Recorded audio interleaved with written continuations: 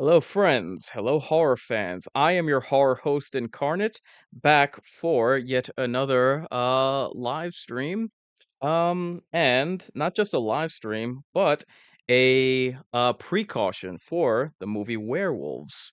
So, um, how can I put this? Where do I begin? I'll be the first to admit, as you've seen in the description for this video. uh, I initially was not particularly gung ho about this movie. I had heard about it. I was just like, I got a very meh vibe from it. Let me read you the premise and see what you think. Two scientists try to stop a mutation that turns people into werewolves after being touched by a supermoon the year before.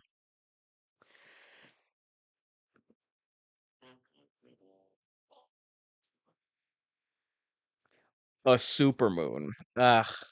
I can't wait to see how they even go about describing what the hell that is. The pitch. Many people I saw describing this as Dog Soldiers meets The Purge. Uh, I mean, you can say that I'm not enamored with the pitch because I myself am not a fan of that rip-off franchise that is The Purge, but frankly, I don't think that any film should emulate such a derivative premise, especially one that's so recent. I mean, when's the last one that came out? When's the last Purge that came out, like 2 years ago? So I just think that if a film is going to go with, oh, it's a combination of this and that, I think that it should go, Dog Soldiers, I don't mind because that came out like what, 20 years ago. But again, linking it with The Purge, I don't think that's a good move. I don't think that's a good idea. Plus, I mean, a lot of people don't even know that The Purge is a ripoff, like I mentioned. But, to be fair, because I wanna be fair about this, the director did go on to say that he himself was not enamored with that, and he wanted to distance himself as much from that franchise. So again, credit where it's due. I try to be fair about these things. Um so, yeah, it's kind of a wait and see as far as I'm concerned. Obviously, I am about a half hour from when the film is set to start. So I will see for myself whether or not he delivered on that intention to distance himself from that franchise of The Purge. Now, look, I get 100% that this movie is a B movie. I get it. And hey, I'm cool with it. Seriously, hey, you'd be hard pressed to find somebody who is a bigger fan of horror B movies as I am. Um However, having said that, that's not a knock on the film. Believe me, if there's one thing that you should know about me, it's that I advocate for the genre on all levels. B movies, cult classics, PG horror, instant classic, nostalgia. I'm all for it. I'm all about it. Um, to illustrate what I mean, I present the following. One YouTuber I believe I saw yesterday, they were talking about a recent resurgence of werewolf movies, name dropping the likes of The Beast Within, that I believe came out in the summer, if not early fall, which was that Jon Snow werewolf movie, and Blumhouse's upcoming The Wolfman, and this movie.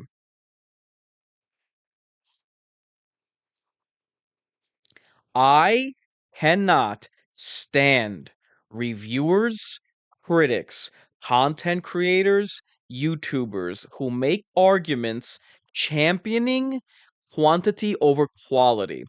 First off, that Jon Snow movie read like something that was cliche as all hell, and it basically bombed even for an indie movie. And speaking of stereotypes, if I'm not mistaken, Blumhouse has released 2 of their Wolfman trailers, and if there's one takeaway from those, it's that Blumhouse don't know how to werewolf. Anyway, yeah, I just think that as a fan base, horror fans as well as, fans of werewolf movies, I just think it's important to have standards. Check this for peep this for a minute. At the end of this month, we are due to get the remake of Nosferatu, and the buzz about that has been very encouraging. With the talent behind and in front of the camera, the fact that this is remaking a classic that goes even that came before even the Universal classics. I mean, it's being treated like a big deal. There's a lot of anticipation behind it, and I just wish werewolf movies had that. A, we don't get a lot of werewolf movies.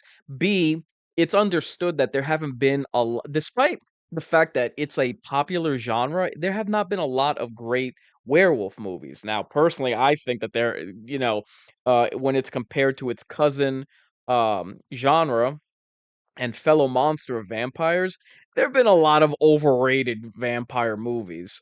For instance, um, what's the one that I have in mind? Lost Boys and Fright Night. Those two are just not impressive to me.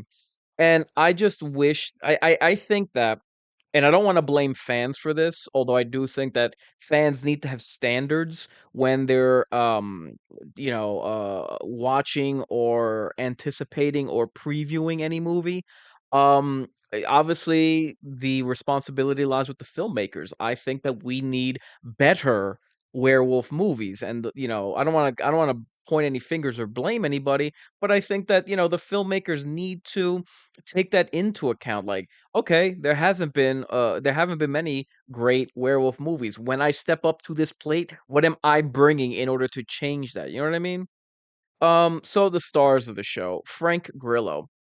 I do I I do think that he is better from what I've seen of his work. I think that he is better than a B list or B movie action star. And again, that's no knock to him.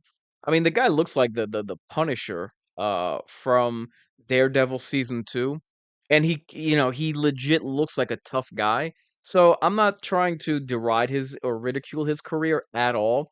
And I'm not saying, he's too good for a movie like this. I think, he should be that person that vacillates between, a triple A action star and B, he can dip his toe into B movies every once in a while. I just hope that, the Hollywood system takes care of him, because I think that he is one of those like legit looking tough guys, you know what I mean? So I am interested to see what he brings to this role. This film also stars or co-stars Katrina Law from Spartacus fame, My Future Baby Mama. So I'm curious as to whether she's one of the scientists who's experimenting on these werewolves, or if she's just like the sidekick fellow badass along with the lead star here. The practical effects, you have to be careful with that, because as much as I'm all for a mix of man in a suit and CGI, especially with makeup effects, one lesson that filmmakers should have learned from Dog Soldiers and the Underworld series is that you have to ensure that you don't overdevelop the head and neck too much of your werewolves, because you do leave the limbs looking far too thin in comparison, and that can be distracting. Um, Additionally, the mane on the head can come off looking like a fuzzy afro. Let me show you what I mean. Uh, yeah, I think that the hair here should kind of, be slicked back or to the side, because it's sticking straight up. It looks a little goofy, and unfortunately, that's not the extent of my grievance here. With the elongated snout, these practical applications run the risk of looking more crocodile snout than werewolf jaw. And look, I'm not trying to pick apart the effects, but seriously, I mean, just look at these. Look at the jaw. I mean, doesn't it look a little too narrow? And to me, you have to be careful of that. I mean, seriously, look at these and tell me that I'm lying. Now, I get that it's on a limited budget, and I swear I'm not trying to dunk on it for that. I mean, but I do have to ask, with a premise that has embedded the expectation of not just good creature designs, but a good transformation, I think it fair to ask the question, what the hell is this? Like, I saw this in the trailer and I'm like, "Oh no, this oof.